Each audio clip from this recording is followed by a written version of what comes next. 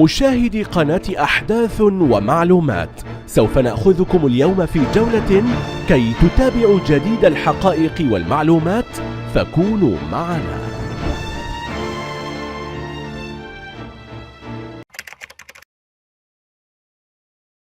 فاطمة الزهراء رضي الله عنها. إن فاطمة الزهراء رضي الله عنها هي بنت رسول الله صلى الله عليه وسلم، وهي إحدى نساء أهل الجنة، وهي أصغر بنات النبي صلى الله عليه وسلم. وأم فاطمة هي خديجة بنت خويلد رضي الله عنها. ولدت فاطمة رضي الله عنها قبل بعثة النبي صلى الله عليه وسلم ب5 سنين. كانت فاطمة رضي الله عنها تكنى بأم أبيها وتلقب بالزهراء.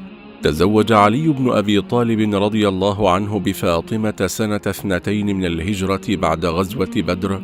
وروى النسائي عن ابن عباس رضي الله عنهما أن علي بن أبي طالب رضي الله عنه قال: تزوجت فاطمة رضي الله عنها فقلت: يا رسول الله صلى الله عليه وسلم، ابن بي، أي أريد أن أدخل بفاطمة. قال: أعطها شيئا. قلت: ما عندي من شيء. قال: فأين درعك الحطمية؟ وكان قيمته 400 درهم. قلت: هي عندي. قال: فأعطها إياه. روى أحمد عن علي بن أبي طالب رضي الله عنه أن رسول الله صلى الله عليه وسلم لما زوجه فاطمة بعث معها بخميلة، أي قطعة من القطيفة، ووسادة من أدم، أي جلد، حشوها ليف، ورحيين وسقاء وجرتين. أولاد فاطمة رضي الله عنها 5، وهم الحسن والحسين ومحسن وأم كلثوم وزينب. فأما أم كلثوم فتزوجها الخليفة الراشد عمر بن الخطاب رضي الله عنه، فولدت له زيدا. وأما زينب فتزوجها عبد الله بن جعفر بن أبي طالب، فتوفيت عنده وولدت له عونا وعليا.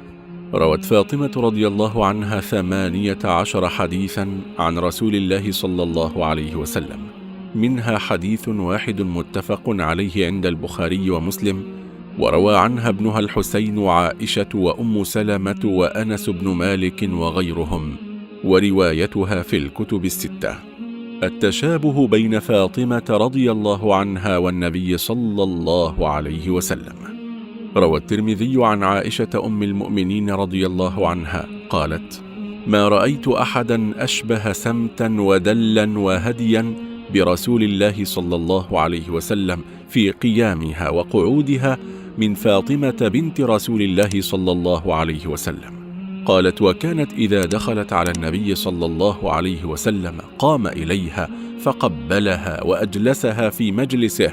وكان النبي صلى الله عليه وسلم إذا دخل عليها قامت من مجلسها فقبلته وأجلسته في مجلسها. مناقب فاطمة رضي الله عنها.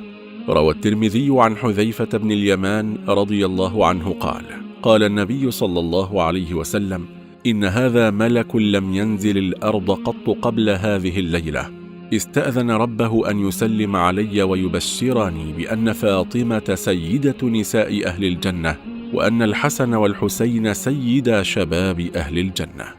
روى أحمد عن ابن عباس رضي الله عنهما قال: خط رسول الله صلى الله عليه وسلم في الأرض 4 خطوط.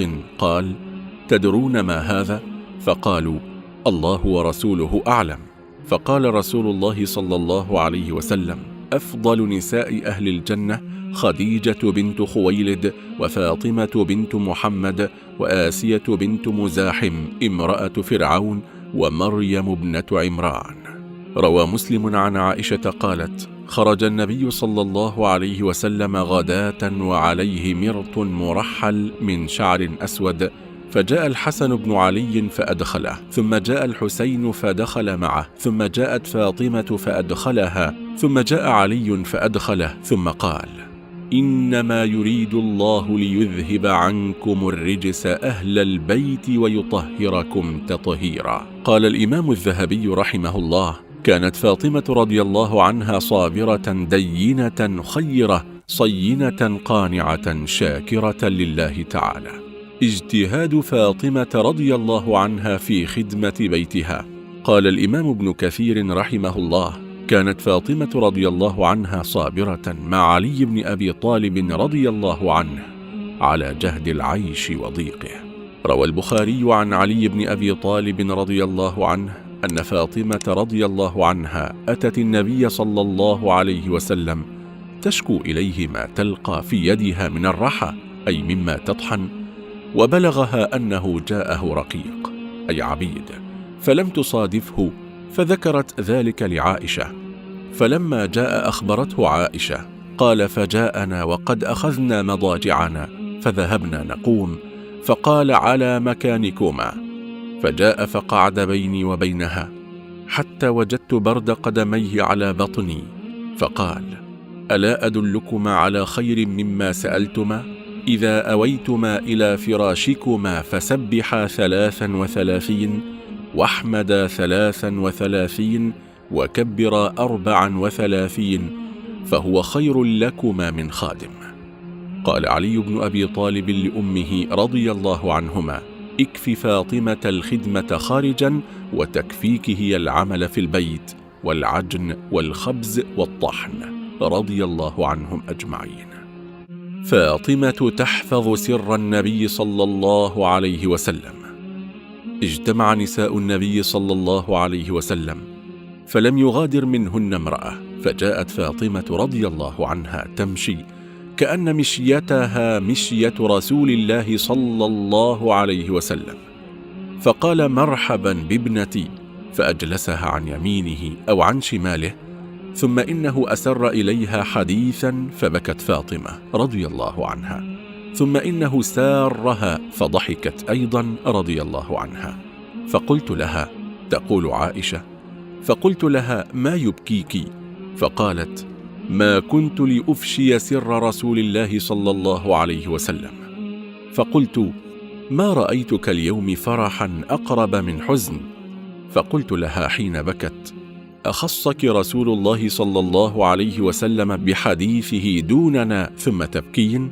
وسألتها عما قال، فقالت: ما كنت لأفشي سر رسول الله صلى الله عليه وسلم، حتى إذا قبض رسول الله صلى الله عليه وسلم سألتها فقالت: إنه كان حدثني أن جبريل كان يعارضه بالقرآن كل عام مرة، وإنه عارضه به في العام مرتين، ولا أراني إلا قد حضر أجلي، وإنك أول أهلي لحوقا بي، ونعم السلف أنا لك. فبكيت لذلك. ثم إنه سارني فقال: ألا ترضين أن تكوني سيدة نساء المؤمنين أو سيدة نساء هذه الأمة؟ فضحكت لذلك. غضب النبي صلى الله عليه وسلم من أجل فاطمة رضي الله عنها.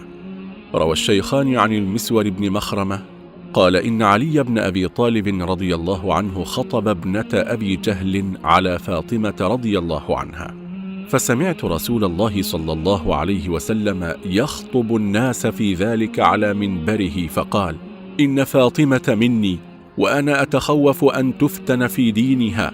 ثم ذكر صهرا له من بني عبد شمس، أي أبا العاص بن الربيع، فأثنى عليه في مصاهرته إياه. قال: حدثني فصدقني، ووعدني فوفى لي، وإني لست أحرم حلالا، أي لا أقول لكم شيئا يخالف حكم الله، ولا أحل حراما، ولكن والله لا تجتمع بنت رسول الله صلى الله عليه وسلم وبنت عدو الله أبدا. وصية النبي صلى الله عليه وسلم لفاطمة رضي الله عنها. روى مسلم عن أبي هريرة قال: قال رسول الله صلى الله عليه وسلم حين أنزل عليه: وأنذر عشيرتك الأقربين، قال: يا معشر قريش، اشتروا أنفسكم من الله، لا أغني عنكم من الله شيئا. يا بني عبد المطلب، لا أغني عنكم من الله شيئا. يا عباس بن عبد المطلب، لا أغني عنك من الله شيئا. يا صفية عمة رسول الله، لا أغني عنك من الله شيئا. يا فاطمة بنت رسول الله، سليني بما شئت، لا أغني عنك من الله شيئا. حزن فاطمة على النبي صلى الله عليه وسلم. روى البخاري عن أنس بن مالك رضي الله عنه قال: لما ثقل النبي صلى الله عليه وسلم جعل يتغشاه أن يغطيه ما اشتد به من مرض، فقالت فاطمة رضي الله عنها: وكرب أبتاه، فقال لها: ليس على أبيك كرب بعد اليوم.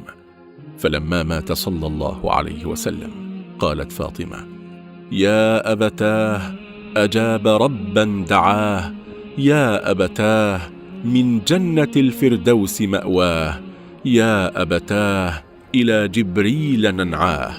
فلما دفن رسول الله صلى الله عليه وسلم قالت فاطمة رضي الله عنها: يا أنس، أطابت أنفسكم أن تحثوا على رسول الله صلى الله عليه وسلم التراب. وفاة فاطمة رضي الله عنها. توفيت فاطمة رضي الله عنها ليلة الثلاثاء ل3 خلون من شهر رمضان سنة 11 من الهجرة، وهي ابنة 29 سنة.